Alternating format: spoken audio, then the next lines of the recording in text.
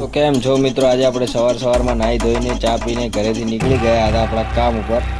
હું કામ પર જવા માટે બૂટ પહેરવાનો હતો, તો બૂટ જોડે કોણ ઊંઘ્યું હતું?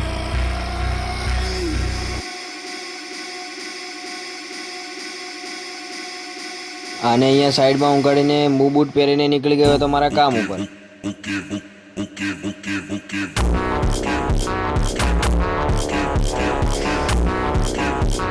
આજે જે ફ્લેટ પર કામ કરવાનું હતું ત્યાં લાઇટ અને પંખા લગાવવાના હતા, તો અમે આવી ગયા લાઇટ અને પંખા લેવા માટે. આ ફ્લેટે આપણે લાઇટ અને પંખા લગાવવાના હતા.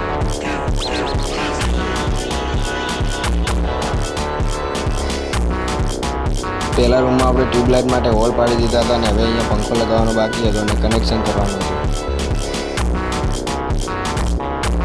બીજા રૂમમાં પણ આપણે એ જ કરી દીધું, ટ્યુબલાઇટ માટે હોલ પાડી દીધા અને પંખો લગાવવાનો હતો. પછી હું બેસી ગયો પંખો બનાવવા માટે.